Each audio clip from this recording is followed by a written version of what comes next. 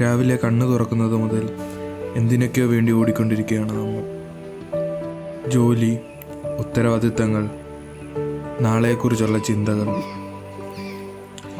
ദിവസം എപ്പോഴാണ് തുടങ്ങുന്നത്, എപ്പോഴാണ് അവസാനിച്ചത് പലപ്പോഴും ശ്രദ്ധിക്കാറ് പോലുമില്ല.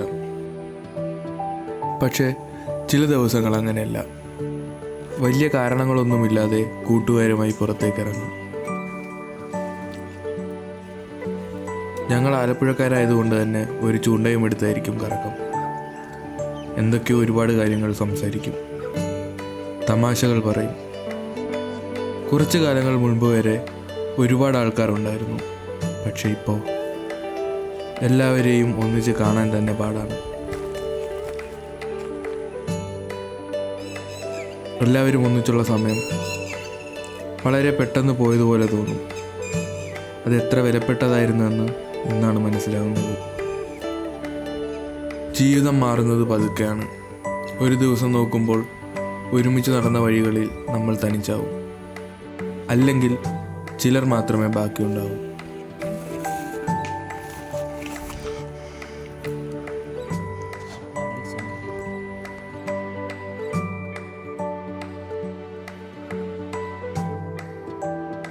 നാളെ വീണ്ടും പഴയതുപോലെ തിരക്കുകളിലേക്ക് പോകും. അതുപോലെ തന്നെ ഈ സായാഹ്നവും കഴിഞ്ഞു പോകും.